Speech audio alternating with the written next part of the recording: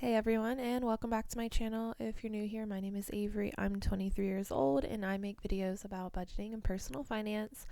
And in today's video, I will be budgeting some extra income I received in the month of May.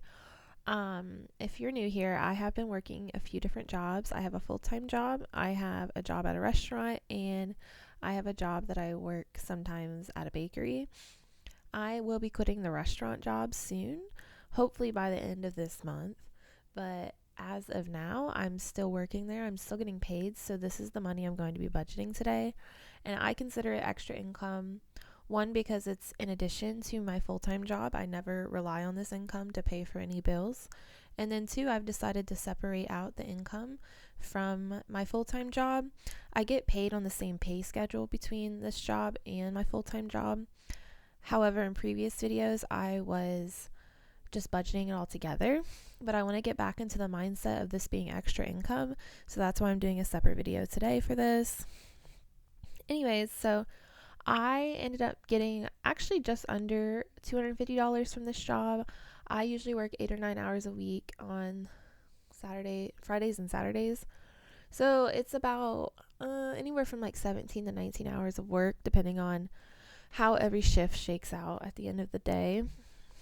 And I ended up making $249.32 from this job, this paycheck. But as you can see, I decided to round it up to $250. I took some money out of a category that had a little extra money, so that way I could just budget a flat $250.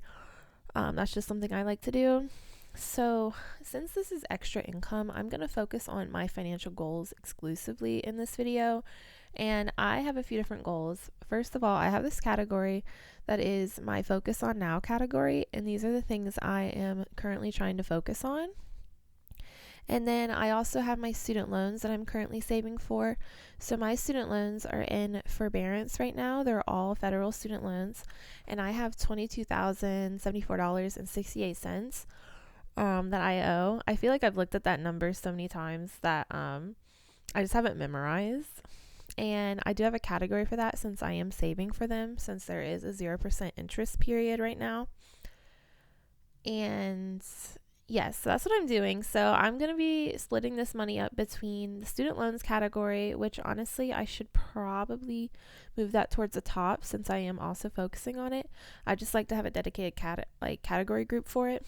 And what I'm going to do is I'm going to put $100 into the student loan category. I'm saving up for my largest student loan. I'm hoping I can pay it off before they go back into repayment, but I'm not trying to rush myself or put pressure on myself to do that, especially since it will be harder soon since I will be quitting one of my side jobs. But I do want to put $100 in there for now.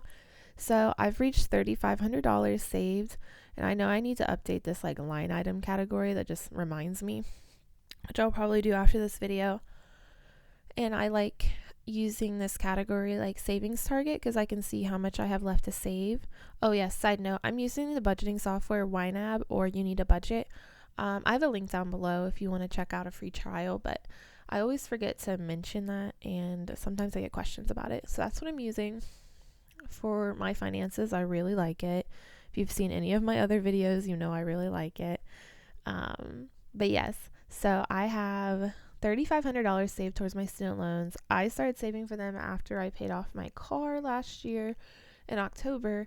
So in November of 2021, I started saving for my student loans, and I started at $0. So now I'm up to $3,500, which I'm honestly quite proud of, and I feel very happy about that.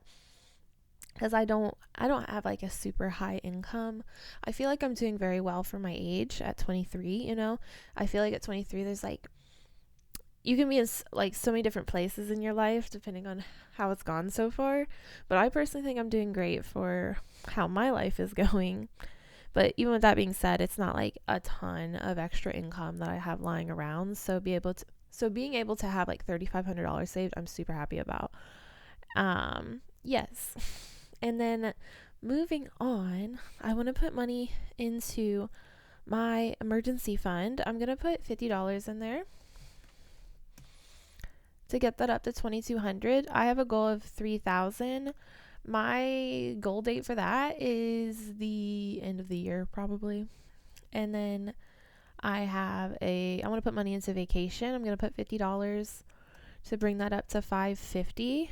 So I need $650 remaining to reach my goal of $1,200. And for vacation, the goal is to hopefully go to New York City at the end of August or the beginning of September. So hopefully that works out. And I also hope $1,200 is enough. I think it should be, but I haven't sat down and like ran the numbers yet. I just know generally I'm going to need to pay for housing, pay for a plane ticket, and just pay for spending money. So now I have $50 remaining. I'm going to go ahead and put that into my fun money category. It's not technically a category that I'm focusing on, but I also just don't fund it that significantly every month. I believe I put $25 in. Yeah, I have a $25 monthly spending target, and going into the summertime, it would be nice to have a little bit of a buffer in there, especially since I know I'm going to be trying to do more things just like outside of the house. Like I think next week, me and my boyfriend might go to a baseball game, so need some money for that. So I'll put the $50 in there for now. And that means that all the money has been assigned. I am really happy with like my current budgeting setup. A few videos ago, I know that I was talking about how I felt very burnt out. I don't feel that anymore.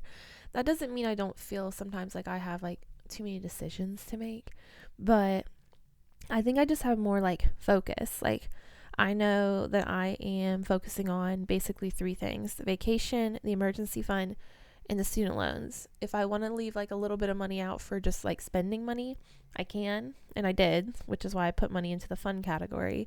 But generally, the vast majority of any extra income I have after my expenses and bills are paid is going towards these goals. So yes, thank you all for watching.